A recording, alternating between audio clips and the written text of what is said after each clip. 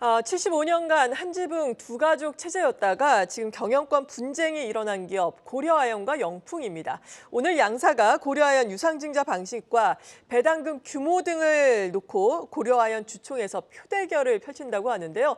주주총회 현장 연결하고 그리고 하나증권의 박성봉 애널리스트와 함께 자세한 분석 들어보겠습니다. 안녕하세요. 네, 반갑습니다. 하나증권 네. 박성범입니다. 반갑습니다. 먼저 주주총회 현장을 연결을 해보겠습니다. 고영욱 기자가 나가 있는데 현장 분위기부터 전해주시죠.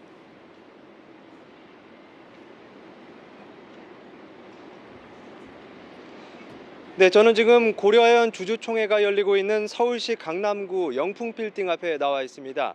오늘 주총은 지난해와 달리 주주 외에는 입장을 제한한 채로 진행되고 있습니다. 그만큼 민감한 사안들이 다뤄지고 있다고 볼 수 있기 때문인데요. 75년 전 동업으로 시작한 고려아연과 영풍 사이에 금이 가기 시작했기 때문입니다. 다만 고려아연과 대주주 영풍이 사전 전자투표와 위임장 모집을 적극적으로 하면서 오늘 현장에 참석한 주주는 많지 않습니다. 최윤범 고려아연 회장과 장영진 영풍 고문도 현장에 오지 않았습니다. 고려아연 주주총회 핵심 안건에 대해서도 정리를 해주시죠.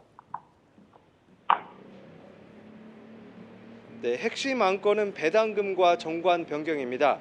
먼저 주당 연간 배당금을 지난해보다 5,000원 줄인 15,000원으로 하자는 내용이고요. 대주주 영풍이 여기에 강하게 반대해 고려아연 측과 최근까지 설전을 벌이기도 했습니다.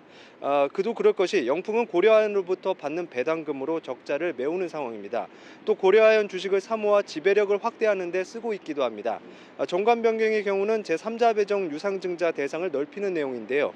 외국 합작법인 제한을 없애 고려아연이 누구와도 손잡을 수 있도록 하는 조치입니다. 이게 통과되면 고려아연 입장에서는 좀 더 쉽게 우군을 확보할 수 있게 됩니다. 이외에 장영진 영풍 고문의 고려아연 기타 비상무이사 재선임 찬성률도 눈여겨볼 대목입니다. 네, 그러니까 관건이 배당금 줄이고 그리고 3자 배정 유상증자 대상을 넓히는 조치다. 통과 전망은 어떻습니까? 네, 일단 그 주주명부 폐쇄 전 지분율을 보면 고려아연이 우호 지분을 포함해 33.2%, 그리고 영풍이 32%를 갖고 있습니다. 또 국민연금이 8.4%, 소액주주 지분율이 26.4%입니다. 배당금의 경우 주총 일반 결의 사항이라 출석 주주의 과반이면서 발행 주식 4분의 1을 넘어야 합니다. 현재 사전 전자투표와 위임장 투표의 대략적인 집계 결과 배당금 안건은 통과가 예상되는 수준으로 알려졌습니다. 앞서 ISS와 글래스로이스, 한국 ESG 연구소 등 국내외 의결권 자문사들은 대다수가 이제 배당 안건에 찬성한 바 있습니다. 정관 변경의 경우는 양측이 5대5 정도로 팽팽한 것으로 알려졌습니다. 다만 정관 변경은 특별 결의 사항입니다. 발행 주식 총수의 3분의 1 이상의 주주가 참석하고 이 중 3분의 2 이상 찬성해야 하는 만큼 부결이 유력합니다. 지금까지 강남 고려아연 별관 앞에서 한국경제TV 고영욱입니다. 네, 계속해서 애널리스트와 함께 자세한 분석 나눠보겠습니다. 하나증권의 박성봉 연구위원 연결이 되어 있는데요.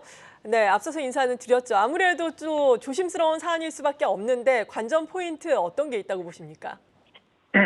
네, 일단 제가 기자님 말씀하시는 내용이 잘 안 들려서 제가 이게 아마 중첩돼서 말씀을 드릴 수도 있을 것 같긴 한데, 일단 뭐 그 두 가지 안건이 어쨌든 배당하고 그다음에 그 정관 변경 두 가지 이슈가 있는데요.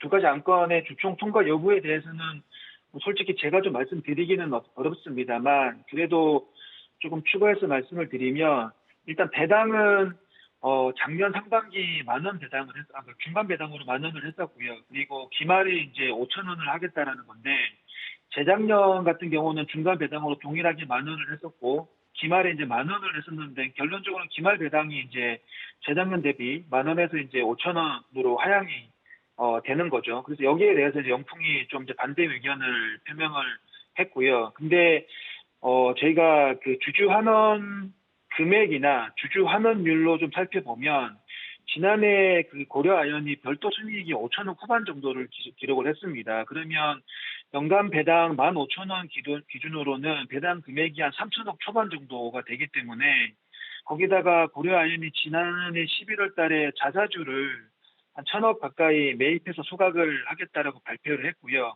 결론적으로 지난해 연간 주주하는 금액은 배당 3천억대 초반, 그리고 자사주 매입 소각 1천억 감안해 보면 4천억대 초반이 되기 때문에 2022년도랑 크게 차이가 없고요. 그리고 이 4천억대 초반 기준으로 주주 환원율은 거의 70% 정도에 가깝습니다. 그래서 일단 제가 봤을 때는 그렇게 낮은 수준은 아니다라고 좀 생각을 하고 있고요. 그리고 정관 변경 관련해서는 일단 회사 입장은 그 기존의 그 정관 내용이 그 3자 배정 시 외국 합작 법인에만 한정이 되어 있는 예전 정관을 최신 그 표준화된 정관으로 최신화를 시키겠다라는 게 포인트고요. 근데 이제 영풍 쪽에서는 그렇게 되면은 이제 아무래도 증자를 좀 무분별로 하기 좀 난발하지 않겠느냐 이런 우려가 좀 있는 것 같습니다. 여기에 관련해서는 뭐 통과 여부는 좀 지켜봐야 될 것 같긴 한데 일단 그 배당 안건은 어쨌든 보통 결의로 진행이 되기 때문에 출석 주주의 가반 찬성이 요구가 되는 반면에 정관 변경 같은 경우는 특별 결의를 받아야 되기 때문에 출석 주주의 3분의 2가 찬성을 해야 됩니다. 그래서 아무래도 정관 변경이 좀 더 많은 찬성을 요구하기 때문에 가능성 측면에서는 배당 관련된 안건보다는 조금 그래도 좀 더 많은 표를 요구를 한다라고 좀 판단하시면 될 것 같습니다. 네, 핵심 안건이 배당금 축소가 있지만 그래도 영업이익이라든지 여러 가지를 고려해 봤을 때 주주 환원 정책 같은 경우에는 나쁘지 않은 수준으로 평가를 한다라고 말씀해 주셨는데 앞으로 주가에 대한 전망은 지금 어떻게 하고 계십니까? 일단은 고려아연이 그 주주 환원 관련해서도 기존에도 좀 나름 주주가치 제고를 열심히 했었습니다. 그 2021년도랑 2022년도 배당 성향이 그 별도 순위 기준으로 한 50%, 60% 정도는 됐었고요. 물론 그 지난 몇 년 동안에 고려아연이 좀 주가 좀 부정적으로 작용했던 부분이 일단 실적도 작년에 좀 안 좋아졌고 그리고 유상증자를 좀 자주 하다 보니까 아무래도 지분 희석 우려가 좀 있었습니다. 그래서 이제 주가가 전반적으로 좀 좋지는 않았는데요. 근데 유상증자 같은 경우 뭐 운영 자금을 마련하겠다라는 용도는 아니었고요.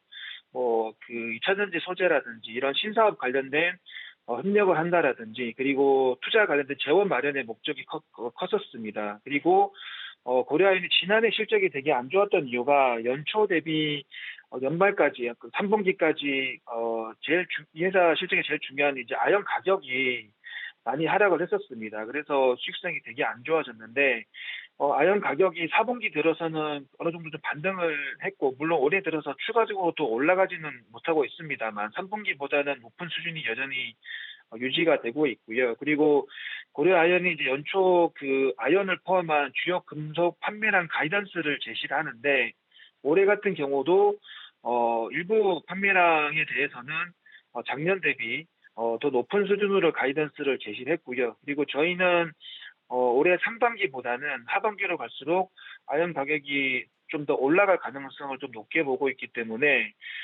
작년보다는 올해 실적이 개선될 걸로 저희가 예상을 하고 있습니다. 네, 오늘 이렇게 고려아연 주주총회의 핵심 안건 그리고 고려아연에 대한 투자 의견까지 들어봤습니다. 하나증권의 박성봉 연구위원이었습니다. 감사합니다. 감사합니다. 계속해서 다양한 경제 이슈를 알고 싶다면 구독과 좋아요, 알림 설정 부탁드립니다. AI 캐스터 권미정이었습니다.